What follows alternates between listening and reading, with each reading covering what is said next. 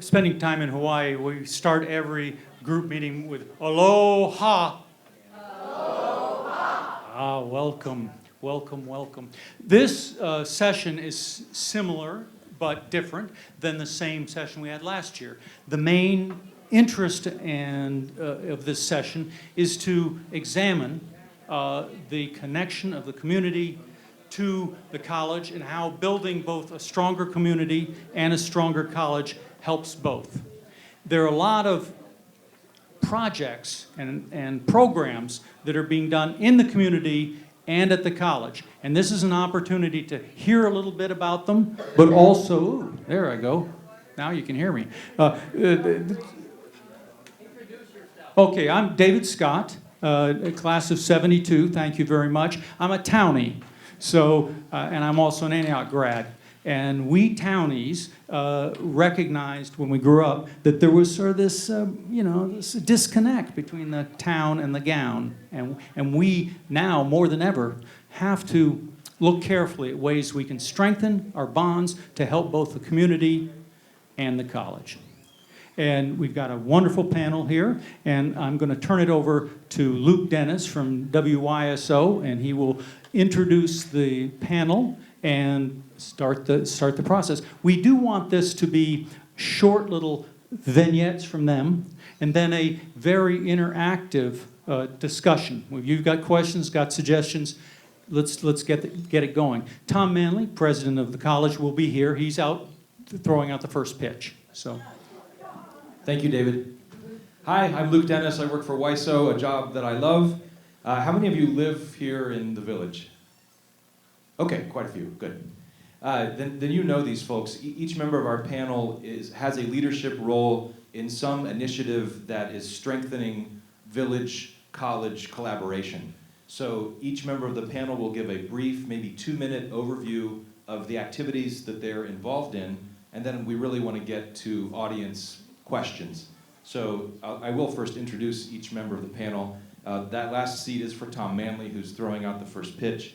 So this is Len Kramer, Kevin Magruder, Gina Marie Cox, and Brian Hausch. And we'll go from left to right, beginning with Len. So a quick overview of what you're up to. Okay. So I'm been a resident of Yellow Springs for over 50 years, which makes me almost a town. Not quite. And I've been a volunteer and a board member and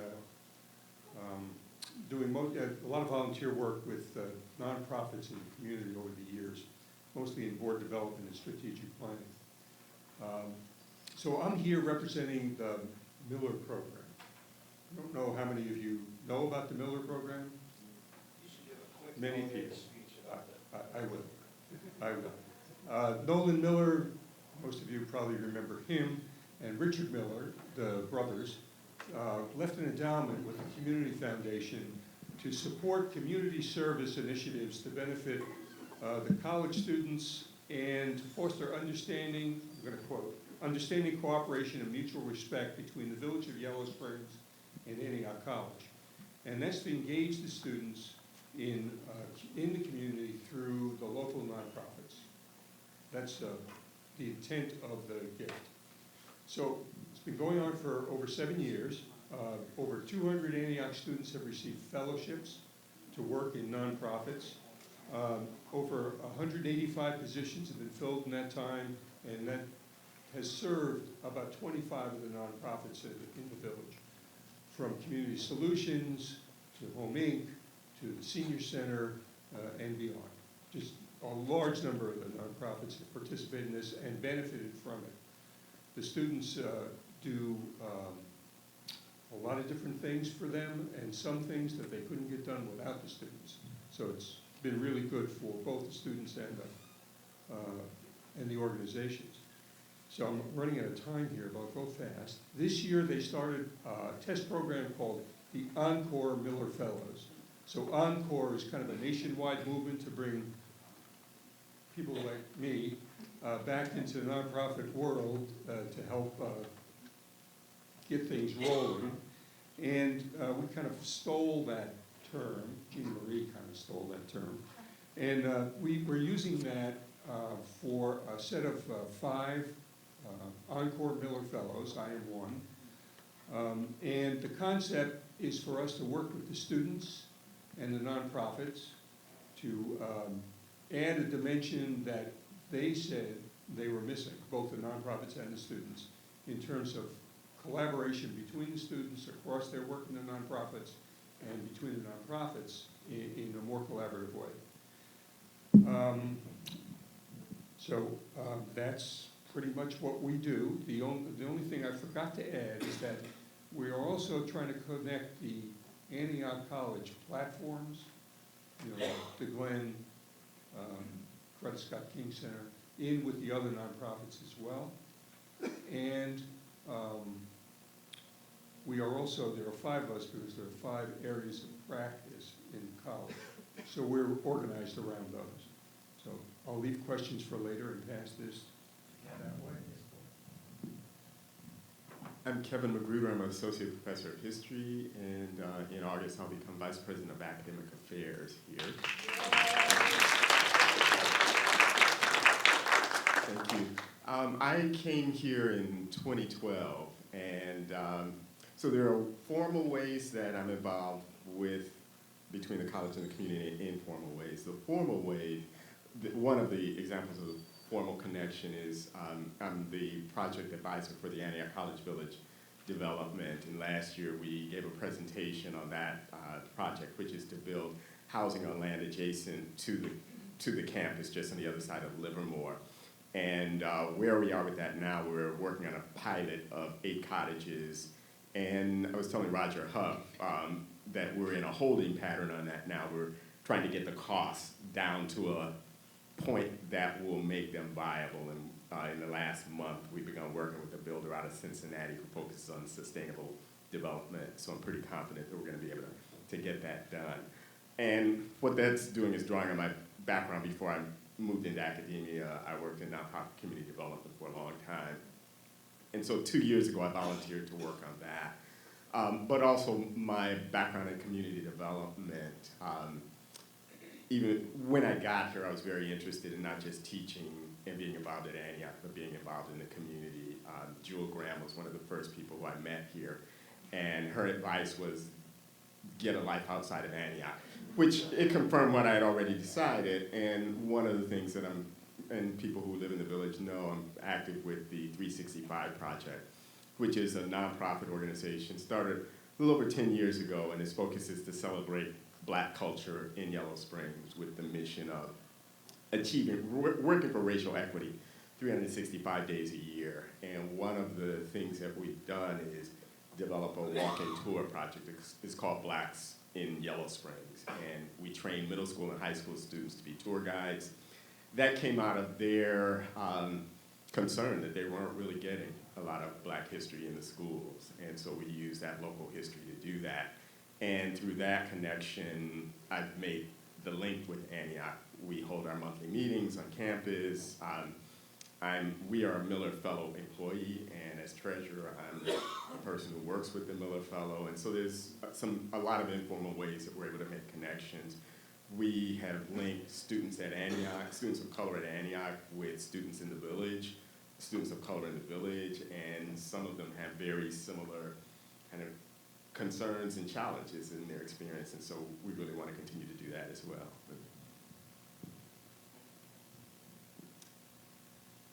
Again, I'm Gina Marie Cox with the Yellow Springs Community Foundation Executive Director. The Community Foundation was established in 1974, and the role of the foundation is to support our nonprofits. And I look at it as we put our arms around the nonprofits and boost up them in every way that we can. We, with the college, have multiple endowments where distributions are coming to the college, several of those to the Glen as an example, and doing grants through both the Miller Endowment, but also other grant endowments that where education or environment or other activities are the area of interest of the endowment. So funds are coming in from the foundation in a multitude of ways to the college. And one of our big ones right now is work with Antioch Hall, which you may have heard that we've got some work going on there, and looking forward to seeing what that might bring. It's really a deferred maintenance stabilization project at this point, so we can actually see what we've got. So we can see it, it's beautiful, iconic, and very much a part of the Midwest and this Miami Valley area. Yet being shuttered for as long as it has been, we need to find out where it stands mechanically so we can understand what we can do with it and go forward and what the costs will be. So our project at this moment is to bring that stabilization back, which is just generally nothing sexy. It's gas line because it was on the steam plant. It's water turned back on. It's general heat, not to make it warm enough for everyday use, but to keep it from freezing in the winter. Removal of asbestos, making sure the roof is secure. So it's, again, so we can take a look at it and see where we can go. And we look forward to an opportunity for a collaborative. And when I think of our community, as a community foundation member, I look at the village plus the college, or the college plus the village. That equals community in my mind. So I try very carefully not to call the community and the college, because the college and the village need each other, and the community foundation is here to work to in those collaborations.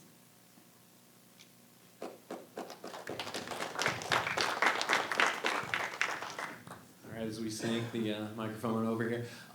Brian Hausch, I'm council president for the Village of Yellow Springs. I'm the Midwest policy manager for Rails to Trails Conservancy. Yeah, pretty cool. We have our Midwest office just right across the street in Yellow Springs. And I'm also the Yellow Springs Schools speech and debate coach. We started a team 2 years ago, and the kids are doing great. So I thought it would be good just to highlight, since last we met, I know some of you were here last year when we had the panel. As always, a lot of things going on in Yellow Springs, and I wanted to just run through a few things real quick that highlight the shared values that Antioch College and the Village of Yellow Springs have. Last year, we officially became a bicycle-friendly community. There's only a handful of those in Ohio, which is a big deal. And it kind of highlights some of the things around funding for building more sidewalks in town. We also completed an active transportation plan to promote better walkability and bikeability in town.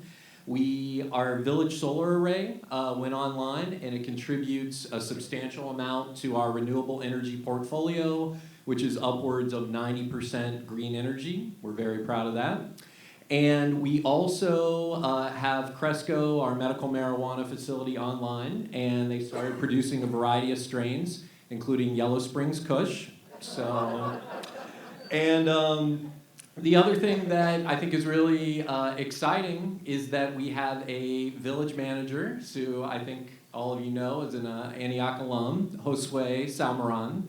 He's been about a month and a half on the job, has got a lot of excitement around this, brings a lot of really important expertise to guide our development of infrastructure, number one, and also our focus on having a justice system that focuses not only on social justice but also inclusion. One of the coolest things we're doing is proposing an amendment to the charter to allow 16 and 17-year-olds as well as non-citizens to vote on local elections. And so I mention all these things because this is part of why we've been working so well with Antioch College. I mean, we have a history there, but things have gotten really exciting. And the one thing I will mention in closing is our Yellow Springs Community Development Corporation. And this is something that we wanted to start to make sure that we're really collaborating and coordinating our decision-making across the political bodies. So Miami Township, the school board, and the village, of course, are involved, but also with our key stakeholders. And so Antioch College, Tom Manley has been actively involved. We also have the Community Foundation, who is being a convener and also thinking about the nonprofit piece. And things are heating up. We're already doing some things to retain businesses, to look at areas where we can develop housing and see economic development. And so we're really excited, and I do want to, compliment my other elected officials here. Lisa Krieger, I see, one of our council members. Mary Ann McQueen, our vice president of the council, is in the back. And of course, Mayor Pam Canine. All right, so thanks a lot.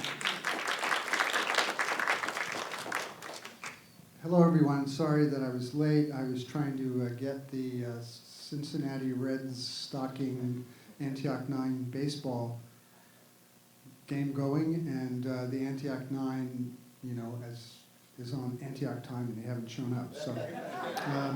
So we're drafting players, and I highly recommend old-time baseball, where you can go out and watch. You can always play the outfield like I do, because it's like, I couldn't catch that anyway. Yeah, so thank you for being here. I just want to say that my coughing, I don't know where that came from, but it did not come from sampling Yellow Springs Kush. How many of you are here for the alumni reunion? Most people. Okay. How many of you came to the State of the College today launch? Okay, that's most of you. So I don't want to repeat the things that are already said, and I don't want the Village of Yellow Springs to hear them anyway. So, no, one of the things that I emphasized in our strategic priorities was the criticality of forging partnerships, right, and collaborative partnerships at that. And that's not just something that's nice to do. In our view, that's something that's indispensable to the future of this college, but also to the future of the world, right? And if we don't have communities that are experimenting and that are willing to try things and know that we're not going to get it right the first time or maybe even the 10th time, but we're going to stay at it and be persistent, and that good things are going to come out of that. If we're not willing to do that in Yellow Springs, Ohio, with Antioch College and the community of Yellow Springs and the village of Yellow Springs, where else are we really going to be developing strategies and principles for community resilience? And one of our areas of practice, Glenn mentioned those, is called Work, World, and Resilient Community, because we think it's essential for the education of our students to understand that wherever they go, they need to bring tools and skills that will allow them to build community, whether that's in a residence hall, whether it's through the Miller Fellows program, whether it's on a co-op that they go to in Seattle, and after they graduate in life. So we are really grateful to be participating in these partnerships. They bring important things to, as I said, to the education of our students, and I believe that we offer reciprocal benefits for the community at large.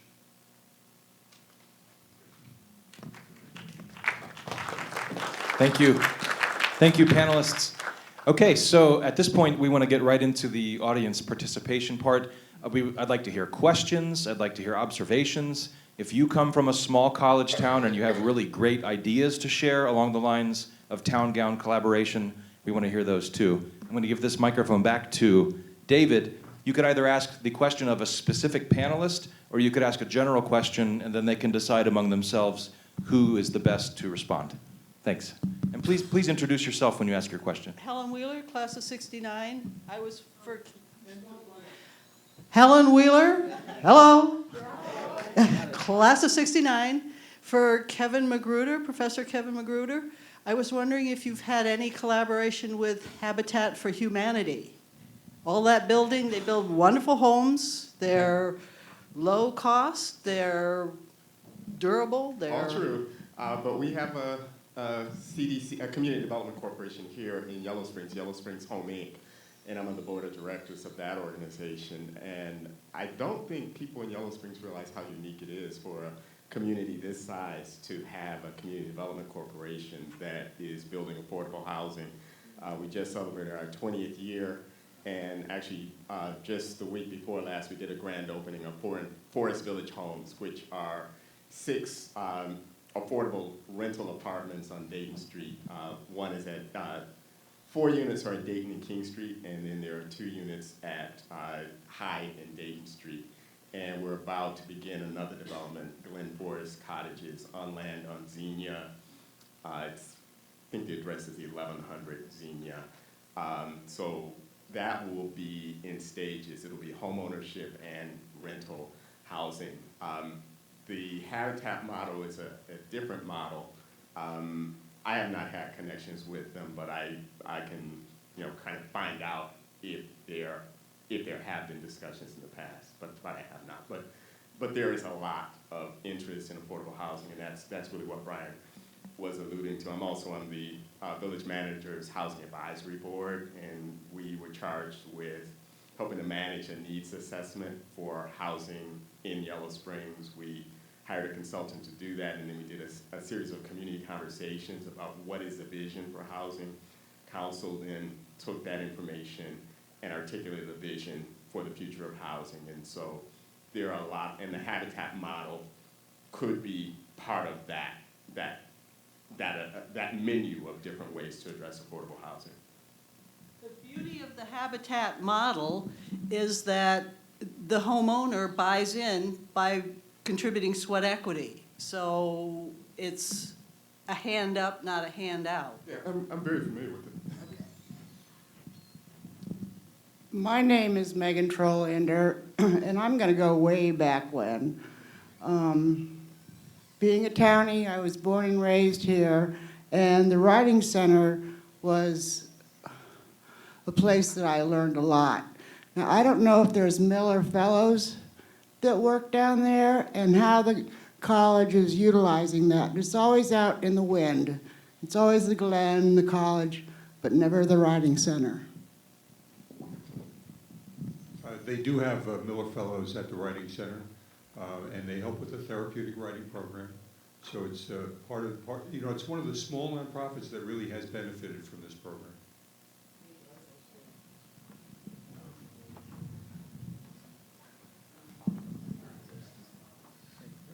What happened to the, so I just wanted to add that when we talk about the Glen Helen, that in our view also includes the Writing Center because it's officially part of the land and part of the Glen, and we don't have a high level or even a low level writing program at the college. So, but it is a possibility that students could go. And now we do offer credit for what used to be called physical education courses. And we could offer those through the Wellness Center. And we also have good collaboration through the small program that Len mentioned. So we recognize there's a special history there as well. My name is Paul Graham, a longtime resident of Yellow Springs. I have a question regarding the involvement of the community in the recruitment and retention of students, which is very important to the success of the college. There are various programs that in the town that probably could be very helpful in working with the college in terms of recruiting students as well as retention. The various organizations as well as individuals.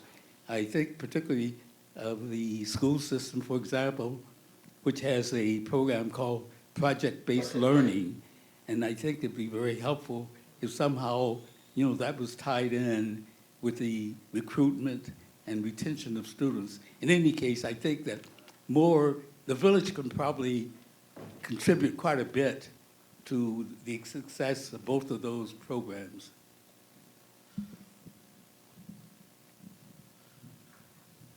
I know that Florence Randolph, who is a community outreach specialist for the Yellow Springs.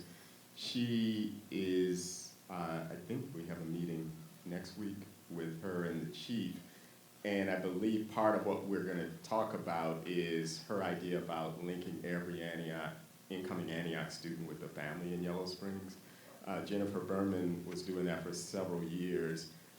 Florence wants to really build on what Jennifer was doing. So the Saturday of orientation, in the past, on that Saturday night, students would have dinner with different families. And in some cases, I think they maintained ongoing relationships. Sometimes they didn't. I think what Florence has in mind is to enter it intentionally to recruit families who make a commitment for that school year to continue to maintain that relationship, invite students in. I know when I was in college, this is my 40th anniversary year, but a woman who I grew up in Toledo, a woman at my church, her mother lived in Boston. And so just being able to go there, have a home-cooked meal away from campus, it wasn't an intentional thing, but that's really what Florence wants to do. And so I'm pretty sure we're going to be doing that with this incoming class. I'll add that the Yellow Springs News last year started a program of providing the news to the parents and families of incoming students, and the thought to draw a connection between the families so they'd have something to talk about what was happening around town and connect, and that they would be feel welcome and know what's going on when they came to visit. And that specifically was around supporting retention. And that program is funded through the Community Foundation, but with a lot of effort by the news.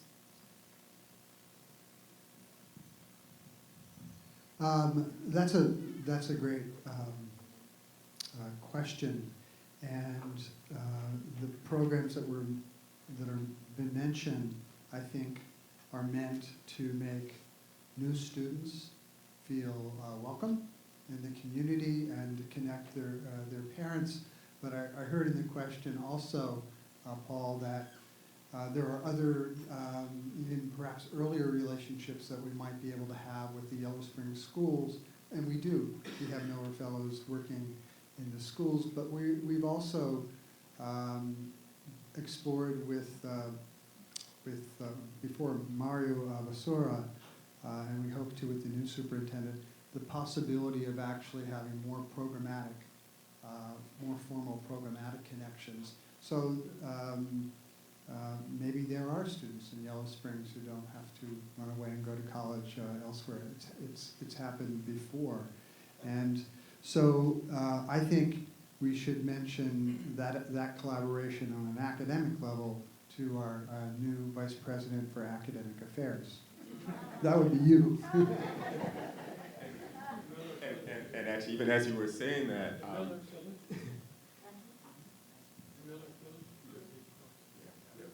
just this year, I gave the 4th graders a Blacks in Yellow Springs walking tour, met with the 8th graders on their PBL. They were doing, they had 8 different projects all related to Reconstruction. And it's part of the Zen.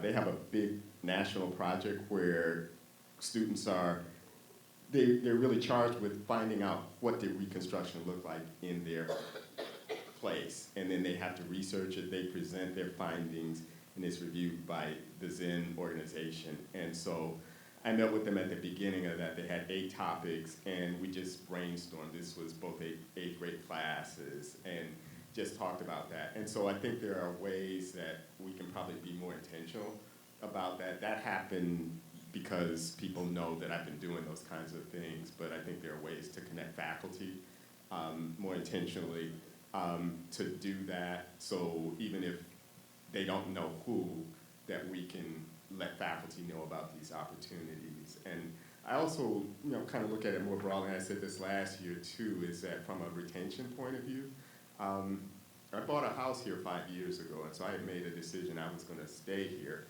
And I think if we can get faculty, and this is what I know your wife was saying in a way, when, to me, is that if you get embedded in the community, the college is part of your life, but you've got another part that it weaves you in a way that both parts enrich your life, and I think we can do that for faculty.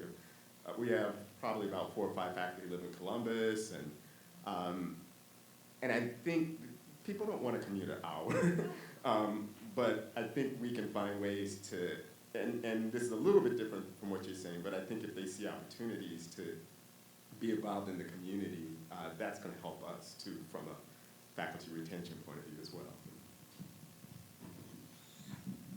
Hi, Gene Milgram, class of '69. I spent 3 years writing at the Writing Center when it was part of the college with Louise Solberg, now deceased.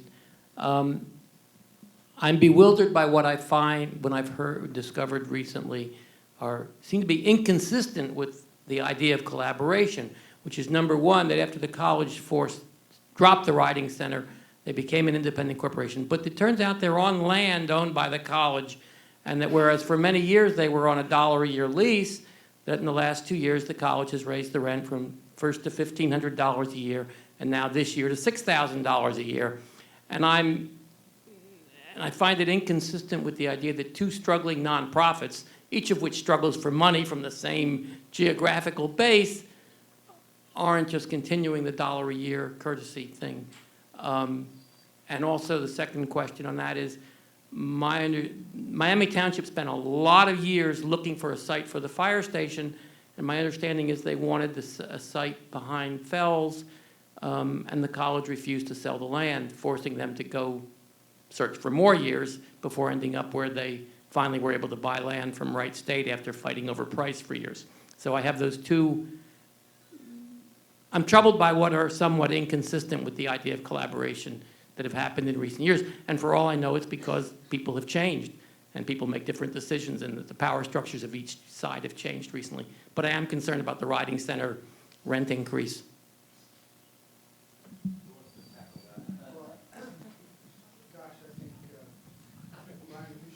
Yeah, right.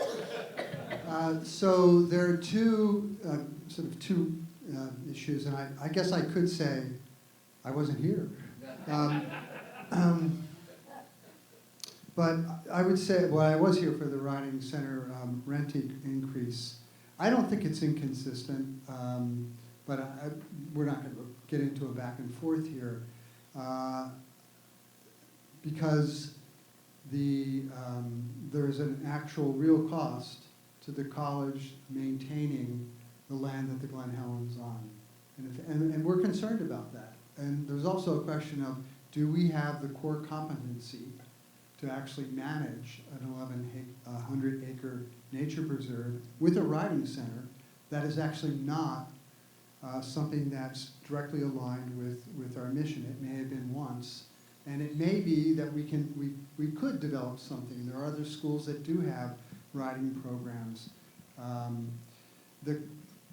And I won't go into the details. It would be inappropriate for me to actually go into the details of the relation of that lease. But I would say that the trustees of the college felt it was important, since it had been a long, long time since we'd actually looked at that arrangement, to go and evaluate it and talk to the Writing Center and talk about how it should be updated. And that's what I understand. I wasn't involved in the actual negotiations themselves, but it's done through the college's trustee facilities committee. And I believe it was a mutual agreement with the Writing Center. I really don't know anything about the prior investigations of the fire station, so I really can claim in that case, hey, I didn't know about that. But I would say that through the CDC, the college is actively open to conversations about how we use our resources, how those are leveraged in ways that are appropriate and mutually beneficial for the livelihood of the college and the livelihood of the community, if livelihood's the right word. I think you know what I mean now. So, yeah, we're looking forward to further conversations through the CDC and with other partners, potential partners. Tom, holding the microphone gives me a certain amount of power. I would like you, if you can, there's some people that said, you've proposed, and I concur, that the sale of WISO was a win-win-win for everybody. And I'd like you to sort of outline. I'm so glad someone asked me that. I so expected that to be the first question today during the State of the College. And I had like lots of notes. But of course, I didn't bring them here right now. And I saw Nina, and I was going to, I thought maybe she would ask her. So, win-win-win. I don't want to take a lot of time. I hope you read the articles in the Yellow Springs News and in the Dayton Daily News and on our website and on the WISO website. This makes so much sense. And I'm actually in the middle of writing a piece that actually talks about how this is predicted by Arthur Morgan. This is exactly the kind of communitarian decision-making that he hoped that the college and the community would arrive at, and that they would. And when this, so he was setting his program around this idea of pragmatic idealism, and a lot of the things that were incubated at the college, as you all know, came out of that philosophy that the community had to have both an economy and a governance, a small community approach to democracy, and it had to have a culture of cooperation. And he saw the college as a generator for that. Not that everything came from the college, but that it would support that. And literally, for a long time, the college was the power generator for the community. So, cut to WISO in the late 1950s, a few Antioch students take the college up on this idea that you have agency, and they go to the president and they say, we want to start a radio station, a community radio station. From the very beginning, it wasn't, we want this to be buried in a basement. They had this idea that it would serve the community. It took 60 years for us to come to a place where it was clear that WISO had grown so wonderfully and beautifully, and we, from the college's point of view, were very proud of that. And while we share so many things in common and so many values, the fact is, again, getting back to this idea of core competency, I used to meet with Nina every couple of weeks, and I'd ask myself sometimes, it's like, what am I adding really to the value of this nationally renowned community radio station, NPR affiliate? And we did our best, to work through colleges in difficult situations. Why should that have held WISO back? And so this notion of creating a separate 501c3 and transferring the license and setting it up so that it remained a community asset, which it was already, just made all the sense in the world in the Arthur Morgan vision, and it made all the sense in the world in terms of what the college needed to do and what WISO could do. We have an operating agreement. We have long-standing history, so we're pretty comfortable that collaboration is going to go on. We have funds through the Miller Fellows program to support students interning there. It just made all the sense in the world to us. The community wins, the college wins and WISO wins. And the college's win is expressed in a couple of different ways. One is we're able to recoup some of 6 decades of investment, because we did ask WISO to, and with us, raise the money to, for the value of the license. But we didn't ask for more than that, right? And we didn't, and from the very beginning, it was very clear that our board and the college leadership did not want to simply pursue this to maximize the price that we received for the sale of that license. And we wanted to, WISO to stay a community asset. And I wanted to see that happened, because I didn't want all of you knocking on my door, yelling at me. No, I'm just kidding. But it would have, doesn't it make sense? So that's why we did it. Thanks, Tom. Okay, I want to get, oh yes, Anna, do you have a question? I'll let you. Yeah. Hi, my name is Anna Hogarty. I'm the daughter of Bud Hogarty, former co-op faculty member and a former staff member of the college. Worked every decade since the 60s. Cumulative almost 30 years of working on this campus, just to give you a little bit of a background. When we first moved here in the fall, summer of '62, when my dad started his life here, we moved into a house that was owned by the college. The whole ring of houses that are now referred to as the Lucy Morgan houses were owned by the college and were offered for rental to faculty members.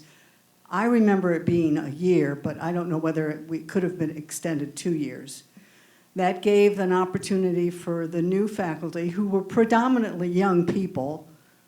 I guess I should do this. Were predominantly young faculty members, gave them a chance to be in the community, live in the community, and then have an opportunity to buy a house in Yellow Springs. We bought the house across the street, which my stepmother lives in now. But anyway, because I know that was then, and times are much different today, but I think the basic idea of affordable housing and knowing that many of our faculty do not live in town, have come to the college and commute, that an idea would be that at some point we might be able to revert back to that policy of having housing available for the new faculty. Usually they're young families, and then build up this core of faculty that work at Antioch, live in Yellow Springs, and can develop the kind of relationship that we talk about.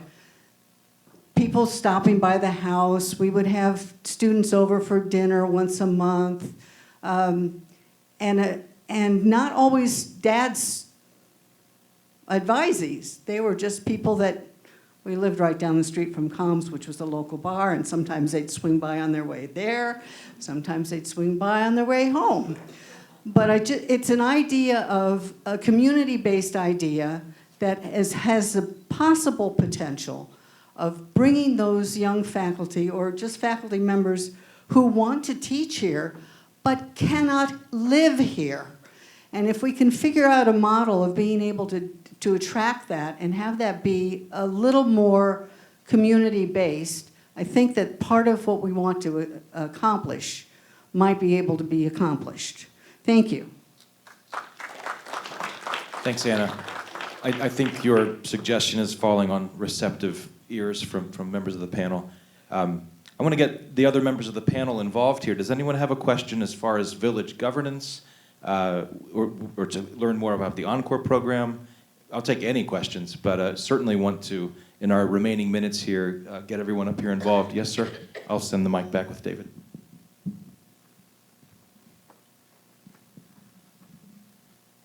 I'm sure I could do this offline, but since we're all talking about this topic, what's the cutoff or what's the procedure for kind of applying to get connection to a Miller Fellow?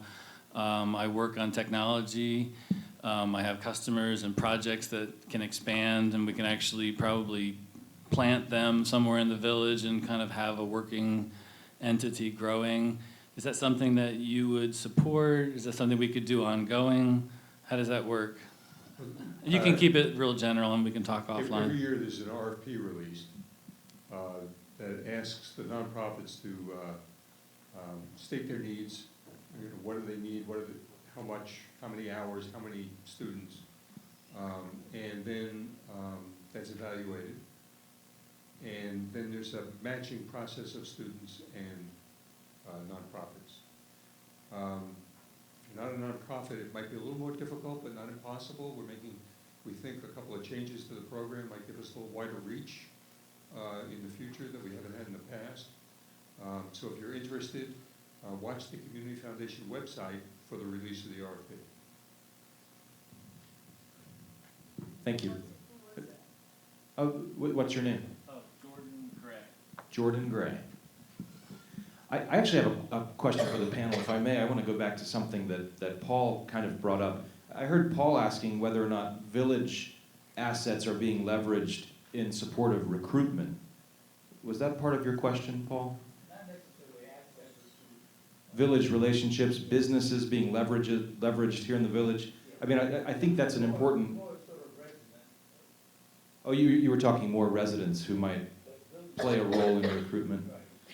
Does anyone want to go any further with the idea that the village can address a critical need for the college, like recruitment? Does anyone have any creative ideas or insights they might want to share as far as recruitment?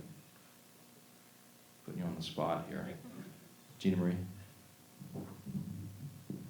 From my, the perspective of the Community Foundation, the Miller Program is one of the areas that we think that if we could start getting the story and have it in video and available so that we can, the college can use it as a recruitment tool.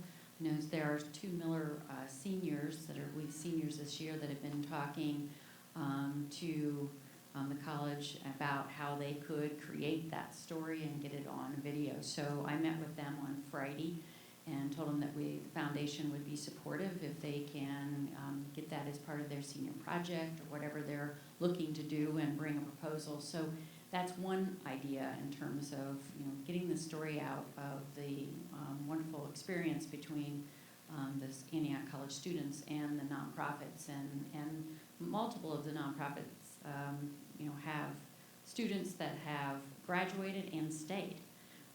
And gone on to do many other things, and so there's a story there that I think would help with that as well. So that might be one way.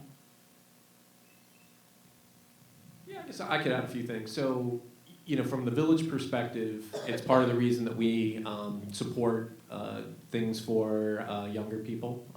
Springs Fest just happened last weekend, and we think it's important that we continue to have a thriving community. And I think the more that we're collaborating between village and college, the more those kinds of stories can be told. The village also, government has regularly had Miller Fellows. Recently, Connor did a great job getting our utility roundup program going, which is one of our ways that we're trying to address affordability. And yeah, I actually would be, and I think the rest of council, open to other ways that we might specifically be able to encourage recruitment. I'm going to take David's, I'm Karen Forright, class of 67, and I'm going to take the power of the mic too to ask the panel. This is the second year that we have had the Village College session on our reunion program. We're going to start planning. Our reunion planning never stops. So we're going to start planning again tomorrow for 2020. And I'd like to hear from the village how this, your reactions to, have you gotten feedback from this session? Has it helped you? What would you like to see? Because you're not on the reunion committee, so I'm going to take the advantage of having you here for 2020.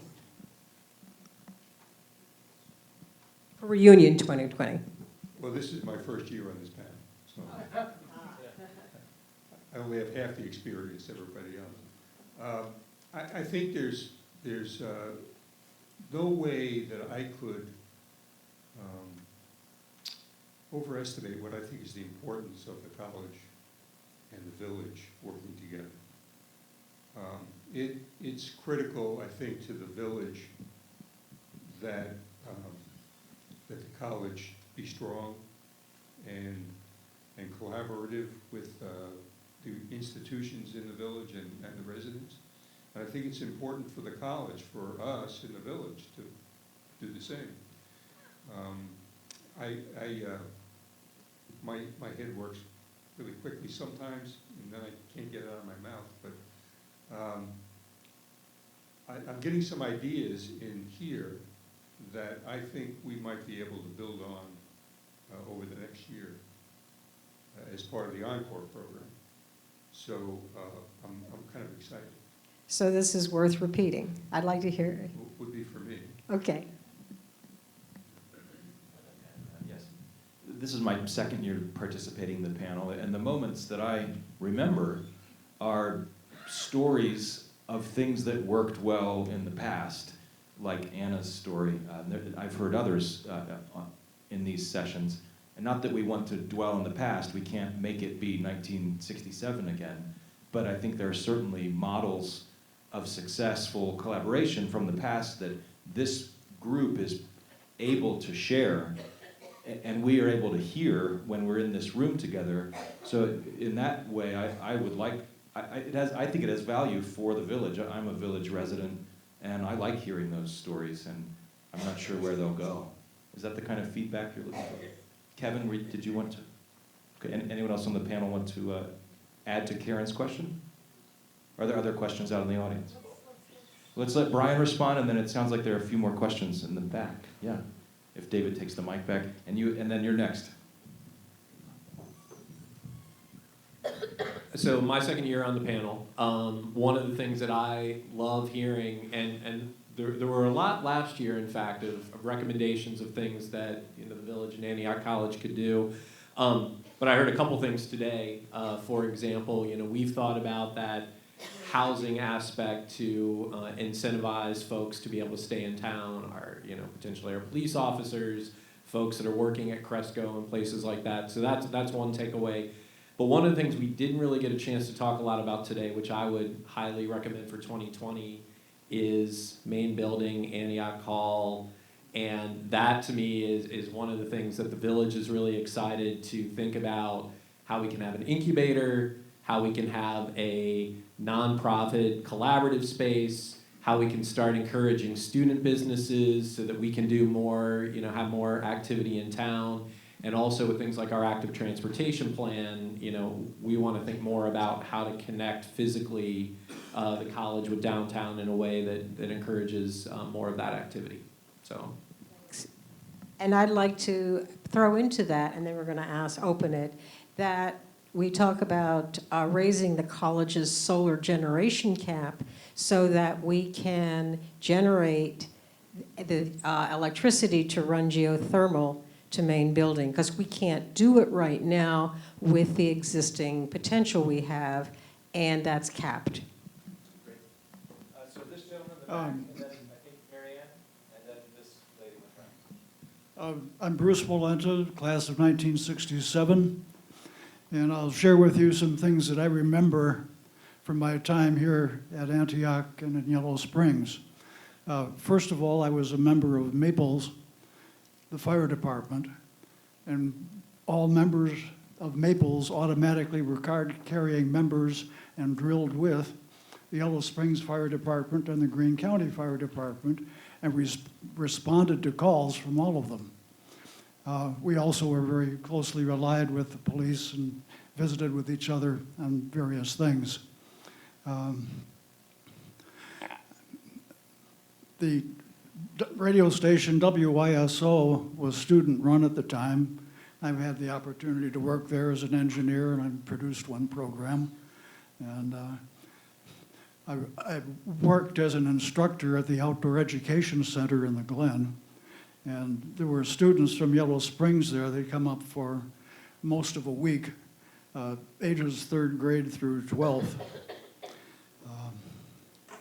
There were folk dances every Friday night, and everybody was welcome.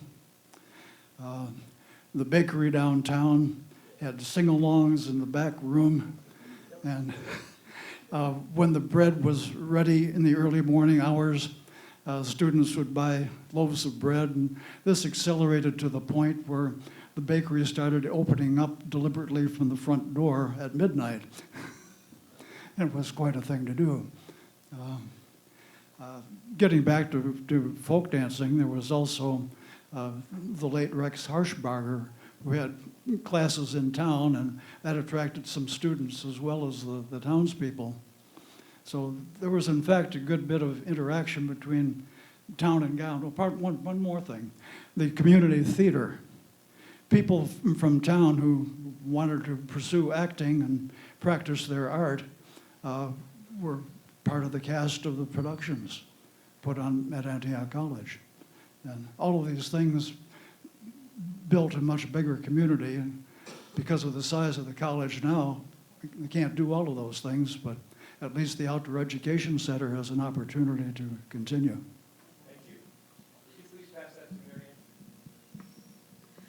I moved to Yellow Springs in 1972 and did actually work with Arthur Morgan a bit. And I'd like to pick up on what Paul Graham, at least what he was making me think about. When I moved here, I realized that anything I wanted to know, I could reach out to someone in the community and find out about, get the information, learn the skill. That still exists in Yellow Springs. And I think that's something that the village could offer the college to enhance if the college is very small, the village is very small, but we have such rich resources in the people who live here, who I imagine in a recruitment effort would be willing to say, hey, yeah, I can help kids learn how to do certain kind of weaving, or Anthrotech does whatever the science. We have science, we have art, we have the bike path, we have so much resources here that if there were a way that the college could come, and the community and the college work together to help students who might be thinking about coming here. Hey, they're not just coming to this little college, they're coming to this little village too that is rich in opportunities. One thing we tried this past academic year was something called the Learning Collaborative, where it kind of picks up on what you're saying, Marianne. We did a call for classes, and anybody who was interested in teaching those classes worked with us to do. I was involved early on, but I wasn't involved once they got started, so I'm not sure how they turned out. I know we had somebody who was doing voiceover, training people on voiceover. There was a music class. Kevin Mulhall in the library did a guitar class. And my thinking about that was from living in New York, where they have something called the Learning Annex, which there's all these different classes. Some of them are one day, some of them are weeks. And that could be that's a little more formal, I think, than what you have in mind, but it's the same inspiration there, that we know there's this wealth of knowledge in the community. How do we connect that with the college and with other people in the community as well? So I'll be finding out, kind of, are we going to repeat that in the fall and really build up on it? This is going to have to be our last comment in the session, but please continue. So Don, you were saying we are going to repeat that? Yeah. Okay.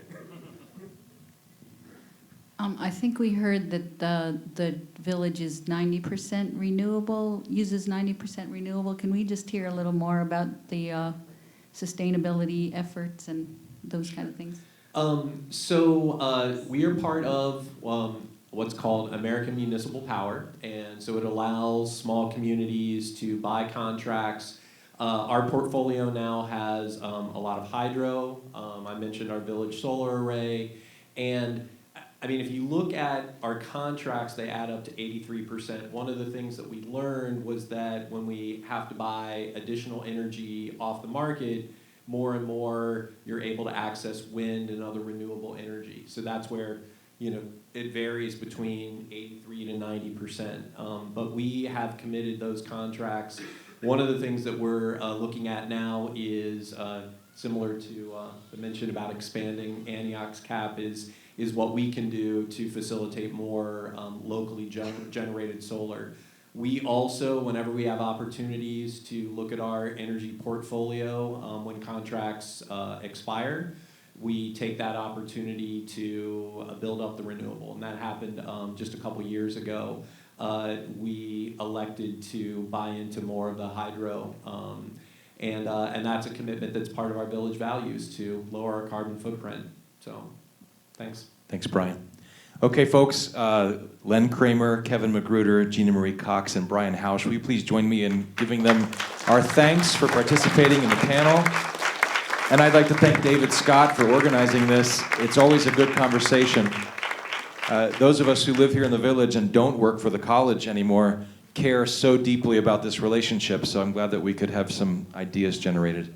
Thanks again for coming. Yeah, David? Thank you. Thank everybody.